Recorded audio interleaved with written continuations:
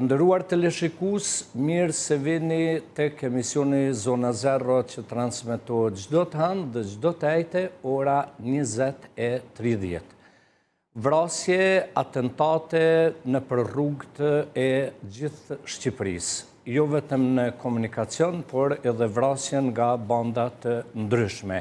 Për fat keq kanë filluar edhe vrasje në Kosovë, jo më larg se sa sot. Policia e Kosovës ka arritur të arrestojë 7 persona të dyshuar për një vrasje tepër të rëndë ndaj një ish rreshteri të policisë Kaçanikut.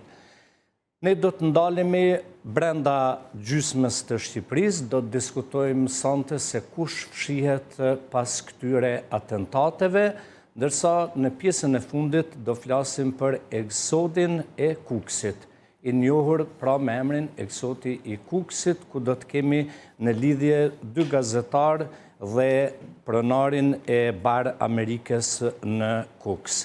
Më lejoni të prezentoj personat të cilët i kanë ftuar sonte në studio. Shëmsi Prençi, ish drejtues policie. Faleminderit shumë. Faleminderit. Kemi Faik Bashën. Faik, faleminderit shumë. Pajsi. Respekt. Kujtim Ibra, avokat. Kujt, faleminderit shumë. Ibra, mirë se gjenë. Elvis Myrta, kolegi imi gazetar, Inside Story, këtu në Top Channel. Faleminderit. Visi. Por do e fillojmë me Fatjon Gjinaj, gazetar, i cili në hyrje do na jep një rezumé se çfarë po ndodh në mënyrë që të mos e mbajmë shumë gjatë në Skype. Gjinaj, po dëgjohemi? Po, patjetër, mirëmbrëma, ju përshëndes.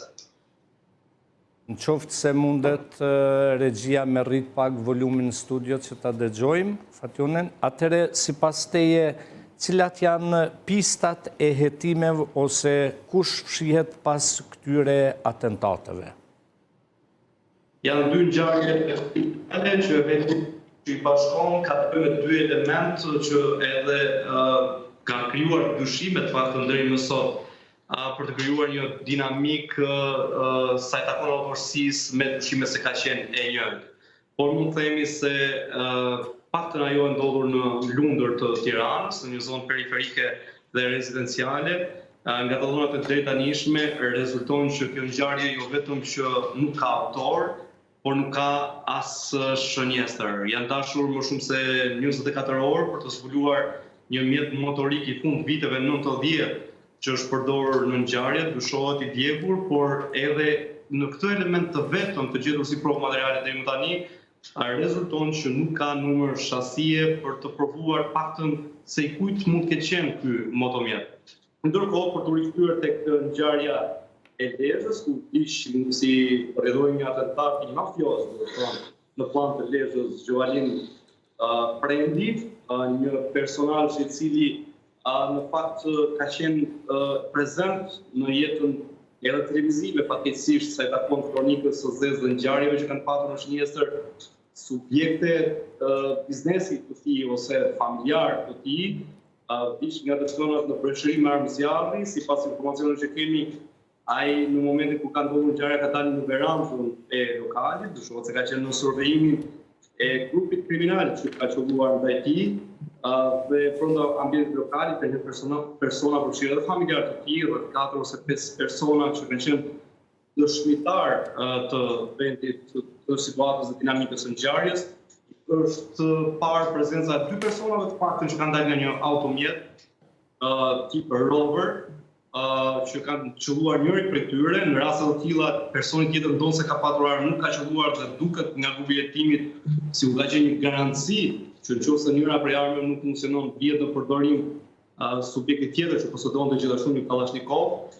Brenda lokalit sigurisht edhe theksohen një 4-5 persona familjarë që kanë parë ngjarjen, por nuk kanë identifikuar persona apo t'i drejtojnë kishtin e akuzës njësor fotografive që janë vënë përballë nga grupi i hetimit, duke pretenduar se kanë qenë të maskuar autorët e kësaj ngjarje dhe nuk kanë konstatuar asnjë element fizik që mund të ngjante me personat për cilët ju është vënë fotografi përpara. Kemi të dhëna edhe nga jeta familjare e të ndjerit tashmë Gjovalin Prendi, me lokalin kryesisht merrej sidomos vitet e fundit e shoqja e tij, ndërkohë që vetë viktima kishte një jetë rezervuar publike, kishte edhe faktën 2 fëmijë të tjerë që jetojnë jashtë vendit dhe është dokumentuar që ka patur edhe disa dalje ardhje të tij jashtë territorit të Shqipërisë kohët e fundit. Kemi edhe një element tjetër që pse ka ndodhur aty dhe atë ditë ajo ngjarje, edhe një pyetje e madhe që ngrihet. Ka qenë një vend ngjarje 2 herë në shënjesër të sulmeve që janë të spasbartura, do se kanë kaluar rreth 5 vite. Një herë me armë zjarri është tonë ndaj biznesit të tij, e një herë ka vendosur lëndë plasës së eksploziv. Para një viti në prag të Pashkëve në Greqi vritet i biri Ran Prendi, në Ran Ibrahimi që njihet edhe në Athinë. Me këtë emër pasi kishte ndryshuar disa të dhëna, natyrisht ndryshohet për shkak të problemit që kishte me ligjin. Dhe është zgjedhur një datë jo pa qëllim dhe pa dhënë një mesazh. Por që ai kishte ardhur nga Dubai për të taku nusën e tij në Athinë. Fiks para një viti në Greqi, ku ju bën një atentat mafioz që mbetet edhe ajo një ngjarje e pasbartur, pavarësisht pikpyetjeve që kanë ngritur si pasojë për plasjeve të forta me grupe kriminale brenda vendit të Shqipërisë dhe ishte një nga vrasjet që në fakt krijoi një dinamik të re për drejtsinë shqiptare, por jo vetëm drejtsinë shqiptare tashmë, edhe drejtsinë ndërkombëtare, ku krimi shqiptar me këtë rast tregon edhe ndërkombëtarizimin e tij, sofistikimin e tij ndonse ndërkombëtar. Pra vrasjet e tilla nuk është më tabu që ndodhin vetëm në Shqipëri, por elementi kriminal shqiptar mund t'i lajë hesapet edhe jashtë territorit të Shqipërisë dhe në zemër të një vendi të Bashkimit Evropian si kryeqendra e Greqisë Athina. Dua të ndalem pak tek detajet shkurtimisht nëse me lejoni të ngjarjes së ndodhur pra disa ditësh në plan të Lezhës, që është një zonë kufitare midis Milotit dhe Lezhës. Janë gjetur në vendin e ngjarjes 7 ose 8 gëzhoja, 6 prej predhave në trupin e viktimës, pjesa dërmuese e tyre kanë qenë në krahëror, dhe që kanë prekur organet jetike të tij duke i kushtuar jetën. Të nesërmë në mëngjes në fshatin Fush Gjom të Kurbinit, automjeti autorë u gjet i shtrumbuar dhe pa ndonjë element që mund të përpet provë. Edhe në këtë rast, Milaim, paktën edhe dhëna zyrtare të referuara dhe publikuara nga autoritetet policore, bine sy fakti që nuk përmendet nëse brenda mjetit është gjetur armë zjarri sikurse ndodhin ngjarje të ndryshme. Është parë në pamje filmike që janë nxjerrë 2 kalashnikov nga 2 persona, një tret dyshohet që ka qëndruar në makinë, por në këtë rast nuk kemi të dhënë zyrtare policore që brenda automjetit faktën të komunikohet të jetë gjetur ose jo armë, pra siç ndodhen në ngjarje të tjera të jetë azhjuar brenda flakëve që kanë shtrumbuar mjetin. Dua të them diçka me shumë rëndësi sa i takon jetës.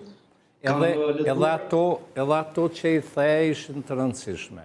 Jo, është diçka që në fakt për opinionin publik, ndoshta informacioni edhe i pa konfirmuar dhe i pa zyrtarizuar, ndonjëherë shërben si një spektakël zjarri me armë ose spektakël plumbash që marrin jetë njerëzish dhe natyrisht tërheqin vëmendjen dhe kur flasim ne tërheqin vëmendjen edhe dyfish kur flasim publikisht.